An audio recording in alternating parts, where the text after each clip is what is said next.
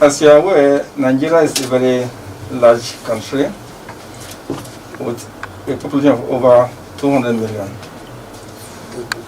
And in this kind of population, we need at least a minimum of 2 million blood per year to be provided to take care of key emergencies.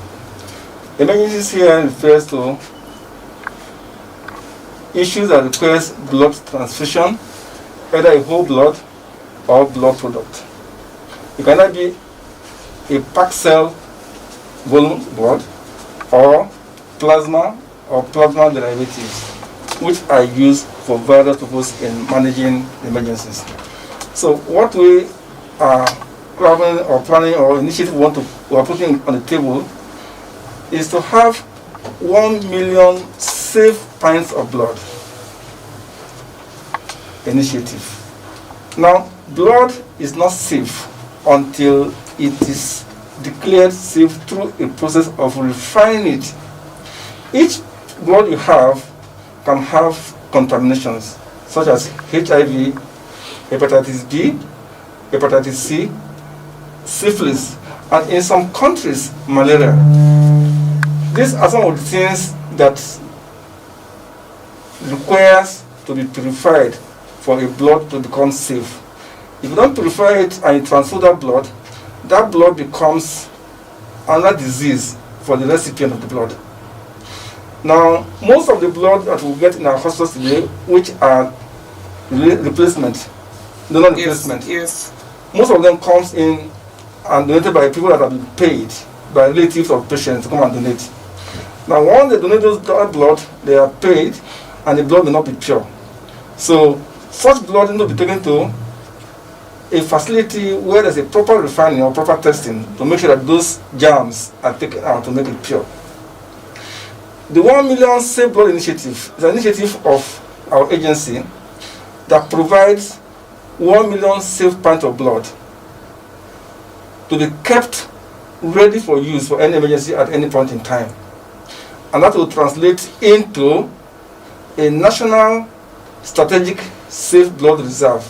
So at each point in time, you have 1 million blood available, and no matter the quantum of the emergencies, you're able to provide enough blood to resolve that. So what we are saying is that there's a need for us to have a safe blood. And safe blood is better obtained through a non-remunerated approach.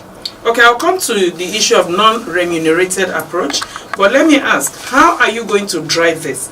Considering that as we speak, we don't have, you just mentioned that is what we have mostly are replacements or people who are, paid to donate. How are you going to drive it? What are we going to do to enable people come out to donate voluntarily? Thank you. This is a very critical question, and that is why we are here. We are here because information and knowledge is very important.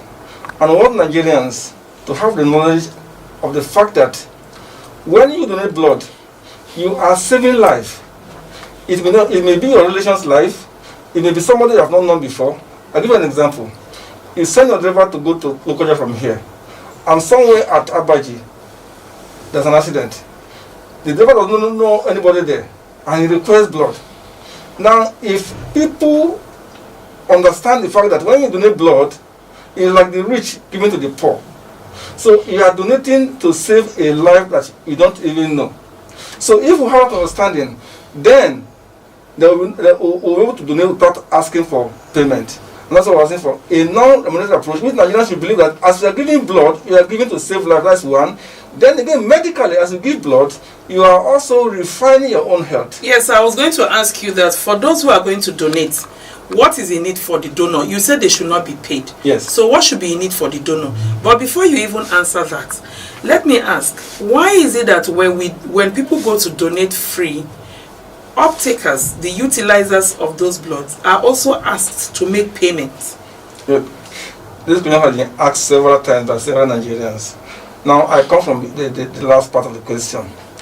When a patient receives blood or comes to get blood from us or from any of the centers, The fee that they charge them is just the processing fee. It's like a service fee, because when a pint of blood is screened, if you want to actually put the cost of screening a pint of blood is at least 35,000 naira for 1 pint, because you need reagents to screen out most of these germs that make the blood impure, and screening them will provide this. So just to, in fact, the federal government has highly subsidized the cost of this, but that's why it's just between 6,000 and 8,000 naira. Otherwise, if you ask for the full payment of this blood, many people will not be able to afford it. So it's not that they're selling the blood, but just a processing fee to make sure that there's a continuation of that process. Okay, so I want to ask someone to donate now. He is not in need.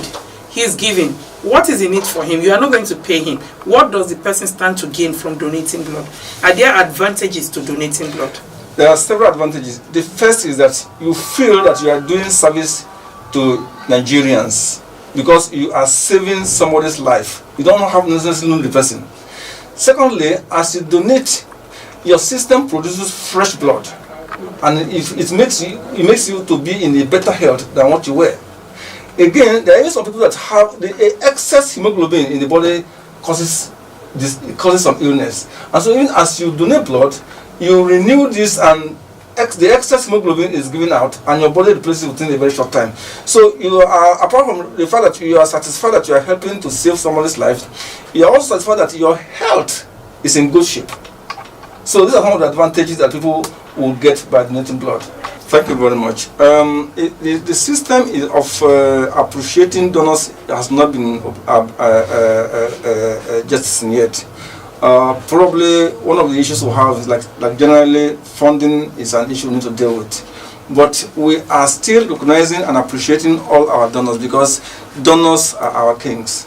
And you know that the donors, most of them, like I said before, over 85% of our donors are youths. And you need social media and other media to reach the youths.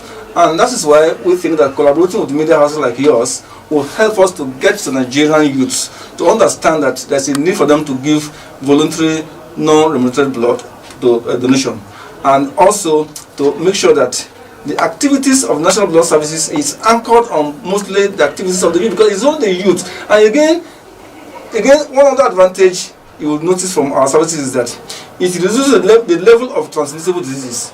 For example, the disease like HIV and hepatitis and syphilis is reducing, because as people tend to donate, they are conscious of the fact that they need to see their blood to be pure. And where we find anything with the blood, we usually get back to them and make sure that they are treated and are in good health. So it also increases the health of these donors. So these are several advantages that a donor will experience when they come to donate voluntarily. Thank you so much for coming to us. I will continue to collaborate with you. God bless you. Thank you very much. Thank you so much. Thank you.